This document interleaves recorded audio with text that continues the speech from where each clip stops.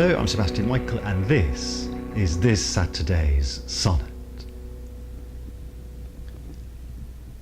When in disgrace with fortune and men's eyes, I all alone beweep my outcast state, and trouble deaf heaven with my bootless cries, and look upon myself, and curse my fate, wishing me like to one more rich in hope, featured like him, with friends possessed, desiring this man's art and that man's scope, with what I most enjoy, contented least. Yet in these thoughts, myself almost despising, haply I think on thee, and then my state, like to the lark at break of day arising from sullen earth, sings hymns at heaven's gate, for thy sweet love remembered such wealth brings, that then I scorn to change my state with kings. Now, we are cheating a little bit because we're actually anticipating just a tiny bit. This is sonnet number 29, also a very famous one, also a much beloved one, and also one of the easier ones to understand. And the reason we're featuring it as this week's Saturday sonnet is that next week I really want to talk about a different one. And so though technically as number 29, this is in the fifth week because they go in batches of 7, don't they? We're now taking this as our Saturday sonnet. It doesn't really matter, does it? But we can't entirely ignore what's happened in the build-up to this. 29 is interesting for a whole number of reasons. It's interesting partly because we hear from it that the poet and the young man now have an, in a sense, established relationship, that the thought alone of the young man changes the mood entirely of the poet. This would suggest that there is something that the poet is able to fondly remember, and if we look at the 7 sonnets that go in between the last one we discussed and this one, number 21, and this one, 29, then we will actually see that there is a progression, both a progression in the relationship and also there is a change in the geography, which becomes quite significant as well. The other reason why 29 is so interesting and why it merits our special note is, apart from being an extremely beautiful piece of poetry that just rolls off the tongue, apart from that, it also tells us a great deal about how William Shakespeare perceives himself, about the poet's position in the world. And that's important as well, because we want to know not only who the young man is and what the relationship is between William Shakespeare and the young man. It's interesting for us to know where in their lives these two people are and why they are in one way or another attracted to and important for each other. But before we delve that much deeper into sonnet 29 and look at what it means, and this is a very easy one to understand, so this won't need much translating, let's briefly walk down this path that the sonnets map out for us between number 21 and 29, where we are now. And incidentally, for those of you who are watching this on YouTube, the background has changed because I'm in a different location. I'm in New York at the moment for a reason completely not related to the sonnets, but it's still nevertheless exciting for me. And if you're listening to this on Podbean, then you won't notice much of a difference, I imagine. Now, if you remember in episode 3, the last one, we were talking about Shall I Compare Thee to a Summer's Day, which is one of the world's favourite sonnets. And what was really significant there was that we observed in a way that this is a proper love poem, although some people say it's more about the poet, how much he asserts himself. It certainly is written as an ode to this young man. And we then also very briefly touched on number 20, where the poet goes into the fact that he's in love with a young man, and not with a young woman. He makes note of that. And he also says, we also noted that he thinks at that point anyway, when he writes number 20, that his mine be thy love, his Shakespeare's is the love of this young man, whereas the love's use is for women at that point still. Now, from there, we go down quite an interesting route in terms of what these sonnets express. And the first significant indication of this, the first hint at this being the case, comes probably in 22. I mean, you can always argue about these things, of course, but I would probably highlight number 22, which does two things. It does, on the one hand, also having already highlighted the fact that the person he's in love with is a young man, he also now deals with the fact that the person he's in love with is younger, signally younger than he is. He says, my glass shall not persuade me, I am old so long as youth, and thou art of one date. And I'm not going to go into any detail here, but it's fascinating that he addresses this as well quite early on in the cycle, if you like. But the line I want to briefly highlight, because all these sonnets are, of course, out there, you can not only read them, you can watch them on YouTube, you can listen to them on Popbean, is the final couplet where he says in number 22, presume not on thy heart when mine is slain, thou gavest me thine not to give back again.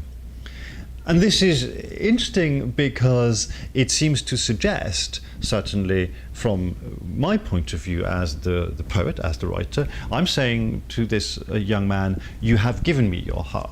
Now, there must be either a reason for this, either the young man has really done that, has really opened up and has really reciprocated in one way or another the love that Shakespeare is professing and showing and giving to him, or at the very least it's strongly in my mind, and this is a possibility. We can't rule it out. We can't rule out that this is all really in Shakespeare's, in the writer's mind, that he's deluding himself. But this is not a question we can answer right at this point. What we can say for certain is that by number 22, there is in the lines, in the sonnet itself, there is reciprocated love and affection. You have given me your heart not to give back again. And then we'll skip a couple because otherwise we get bogged down in sonnets that we don't actually specifically want to talk about today, although we could talk about all of them for a long, long time, as you realise. But then in number 25, something interesting also happens, because we are there already being made aware of Shakespeare's, of the writer's discomfort about his own position in the world. When he opens with the line, let those who are in favour with their stars of public honour and proud titles boast, whilst I, whom fortune of such triumph bars, unlooked for joy in what I honour most. Very clear indication that we also see in the one we're talking about today, also in 29. Very clear indication that Shakespeare is not happy. I'm not happy about where I am in my life. I have not got the recognition. I have not got the fame, the fortune, the rewards, and certainly not the respect that I crave. This is very clear that nobody who doesn't feel this sits down to write into love poems, especially these kinds of sentiments. Of course, all these sentiments are expressed in the context of my relationship with the young man, but we'll come to that in a moment. What's interesting about 25, apart from that, apart from the opening line, is that he again closes on a couplet that says, then happy I that love and am beloved, where I may not remove nor be removed. And this is a strong indication, once again, that certainly as far as the writer is concerned, certainly as far as I, the poet, am concerned, I think there is an affection, a love that is reciprocated, that I love and am beloved. This is not a one-way traffic anymore, if it has been, and it probably has been, but that's by the by. What we know now is that in the writer's understanding, in the poet's understanding, something has happened. And for us, it will be interesting to look at what might that be. For us, the interesting question, and as you may have noticed, we keep doing this. We keep noticing when a question offers itself and then ask the question rather than answer it, because answering it is a different matter that sends us deep into things like conjecture and making stories up and connecting dots that may have different connections altogether to the ones that we're seeing. But the questions, they're certainly there, they pose themselves.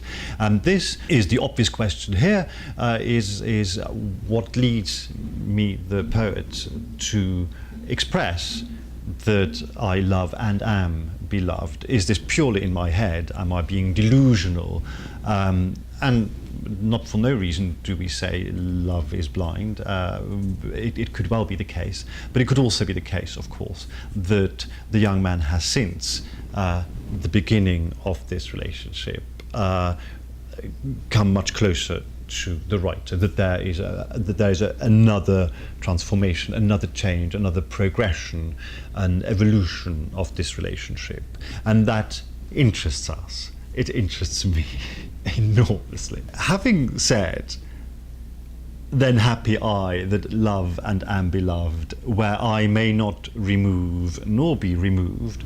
What happens? The poet removes himself, or is removed. So maybe the where I may not remove or be removed is really purely wishful thinking. And that could mean that other things are also wishful thinking, but that clearly is wishful thinking, because what happens next is separation. And that's a big theme that comes up over and over again in these sonnets, and that clearly agitates our poet, as it would anybody who's in love. Once you are in love with somebody and you feel that they are also in love with you, or certainly return your love in one way or another, then having to be away from them becomes painful. And this is what we are now beginning to hear and to feel in these sonnets. Because already in number 26 he says, Lord of my love, to whom in vassalage thy merit hath my duty strongly knit, to thee I send this written ambassage, or embassage, depending on which editor you read. To thee I sent this written ambassage, to witness duty, not to show my wit. This written ambassage, we know they are separated now. We know that this next sonnet, certainly, if not the ones before, come by courier, by post, by postilion, by whoever sends letters at the time of Shakespeare. There isn't Royal Mail, is there? But it's sent to him. They are not together. And then we get to two beautiful sonnets, which I would love to discuss in detail and read out to you in full, but they are out there. I have read them out in full as separate clips, where we absolutely know that he is travelling. Shakespeare is away, he's on tour, possibly. The poem does not say I'm on tour, it just says that he's weary with toil, I haste me to my bed, the dear repose for limbs with travel tired. But then begins a journey in my head, and then he talks about how he's now separate from his lover, and how the journey begins in his head, and how that also wears him out. Lo, thus by day my limbs, by night my mind, for thee and for myself no quiet find. So we know for certain, because it's in the words, they are absolutely unequivocal about the fact that Shakespeare is away. And we also know that it's Shakespeare who's away. He says, I am tired, weary with toil. The toil is the toil of travel. We have previously said it's sometimes useful to remind ourselves what kind of an era we live in. And travel in the day of Shakespeare is not really tourist kind of leisure activity that you do for the sake of it, or because you want to particularly enjoy being on the road. It's extremely tiring, it's extremely slow, you're exposed to the elements. You travel either on horseback or in a carriage. In Shakespeare's case, he's riding, so we cover a few miles every day. It's a physical effort. You get wet when it rains, you get cold when it's cold, you get hot when it's hot. And then when you get to the inn, you don't have a hot shower, do you? You have a straw mattress or something. The travel is extremely tiring, and it's hard work, it's labor, and it wears you out.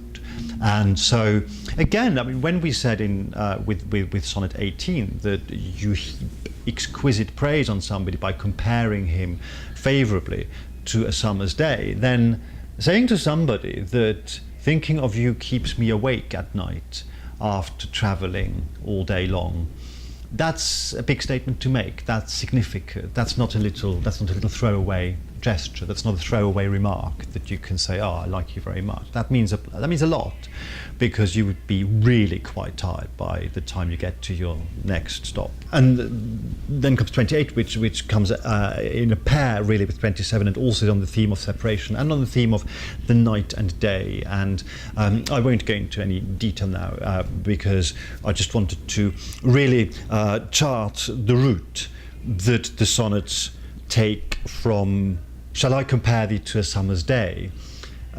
This glorious evocation of something magnificent like a summer's day in England, to "When in disgrace with fortune and men's eyes, I all alone beweep my outcast state." This is a big change in mood, in atmosphere, and it has a lot to do with the fact that I'm alone. I feel alone. I feel lonely, alone, bedraggled, tired.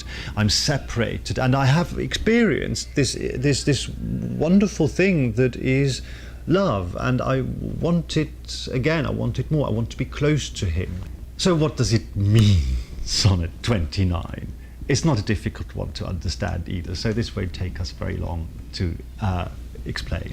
"When in disgrace with fortune and men's eyes, I all alone beweep my outcast state, and trouble deaf heaven with my bootless cries, and look upon myself and curse my fate."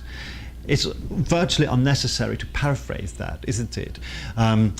But it's useful to bring to our minds how strong these emotions are. In disgrace with fortune. Fortune is not smiling on me. Fortune is not good to me. I am not fortunate. When in disgrace with fortune and men's eyes, my reputation is not what it should be. We know for a fact that Shakespeare has been ridiculed by other better educated poets that in public. We know that he is not the great icon and the great exponent of the English language, of English culture. He's belittled, and he is not taken seriously by other writers, even though by this time we can assume that some of his plays have already been very successful, but not really with his name on it. This is an interesting little footnote, a little bracket, of which we have one now and then, that although we can be fairly certain from documents we have, not from the sonnets by the way, but from other documents we have, that some of Shakespeare's plays have been performed by now, that they have been a great success with the audiences. His name does not appear on any posters or placards. He's just one of the writers for the theatre company, and his peers. Certainly, the likes of a Green, for example, they don't take him seriously. We know this because it's in writing; it exists. So we can see a context there that is maybe a little bit useful. I all alone beweep my outcast state. I have an outcast state. I am not part of the in crowd. I'm not the establishment. I have an outcast state. And trouble deaf heaven with my bootless cries. My bootless cries are futile cries. They are useless cries. And heaven is deaf to me. Heaven does not look upon me or listen to me. I look upon myself and curse my fate. Obvious. Wishing me like to one more rich in hope. Again, it's obvious. So the grass is green. Other people are doing better. This is so human. And this is again, I keep saying how human and how relevant. I hate the word relevant. How directly approachable to us these sonnets really are. These are all real human emotions. When you think you're doing badly and you see somebody who's doing something similar to you, be it a musician, be it an artist, be it a writer, and you compare yourself to them and you think, but he's only been doing this for 3 years and he's already being done by the royal court, or they've only formed their band like last year and now they're on Jules Holland. what happened to me? I've been doing this for 20 years and I've not been on Jules holiday. Do you see what I mean? These thoughts are so human. They're so human still 400 years later. We have exactly the same. There's exactly the same response where we look upon what we are, who we are, how we're doing, and we look at somebody else and think, they're doing so much better. How is it possible? Wishing me like to one more rich in hope, somebody who has more hope than I have. I want to be like him. Featured like him, looking like him, being handsome like him with friends possessed. This other person who may not be the handsomest of them all, but is he connected? Has he got good connections? If you've ever worked in any of the creative industries, you know precisely what that feels like. You have been there, seen it, done it. I promise you. Desiring this man's art, art meaning in probably the broadest sense that their artistry, and that man's scope, that man's ability. With what I most enjoy, content at least, and then the frustration, then the horrendous feeling that what I am and what I do, I love doing what I do, but it's not good enough. I can't get there. It's not doing me any favors. It's not doing me any good. I can write play after play after play, and I send them off to all these new writing theatres, and they send me a little letter back saying, "Oh, this is very interesting." They even call you in for a meeting, saying, "This is very interesting," and then you ask them, "What can you do for?" They actually ask you, "What can we do for you?" And you say, "Well, you could do my play, for example, couldn't you?" "Oh, we can't do that." "Why not?" "Well, it doesn't fit into our programme, or we haven't got the money." And this is all exactly the way it is today. If you think 400 years have changed anything, they haven't changed a thing. This is precisely how things are today. Yet in these thoughts, myself almost despising, I get so far as to despise myself. I go so far as almost, I love the word almost in there. He doesn't quite despair. He doesn't quite give up on himself, but almost despising himself. Yet in these thoughts, myself almost despising, I almost give up on myself, but not quite. I almost despise myself. Haply I think on thee, and then my state, like to the lark at break of day arising from sullen earth, sings hymns at heaven's gate. The complete change through what? Through a thought of you, my beloved. You, the man I love. You change everything. I only have to think of you. And by the way, this happily is by happenstance, by accident. It sounds a bit like happily, which would be nice as well, and which we wouldn't mind, happily I think on thee. But it's more, actually the actual meaning is happily, I accidentally think of you. And that's almost more subtle and almost more delicate as a result, is it not? I think it is. Like to the lark at break, so just like the lark at break of day in the morning, the lark is a morning bird. Lark rises into the heaven, singing, rejoicing. My state then sings hymns at heaven's gate. And of course, it's exactly what I'm actually doing. I'm writing these sonnets, which are hymns, and they are heavenly. They are at heaven's gate. They come as close to divinity, if you ask me, as you can get with the English language. It's true. All of it is true. From sullen earth, from the dirty, grubby, unpleasant earth, lifted up. You lift me up. You make me sing hymns at heaven's gate. And you do. You make me write these sonnets. That's how wonderful you are. For thy sweet love remembered such wealth brings.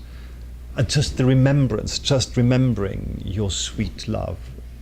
And this is why I argue this love must surely be reciprocated. There must surely be something the young man has said or done, or something that these two men have done together, that makes our poet believe that he has this sweet love to remember.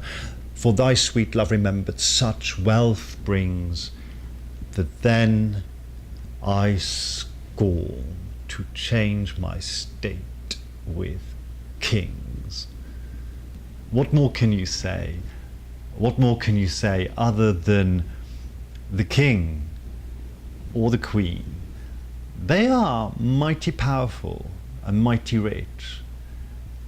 And for the thought alone, the memory alone, the remembering, the act of remembering, the moment of remembering your sweet love, to bring wealth comparable to that of the king or queen of England, there is no greater praise, there is no greater thing that you can really think of.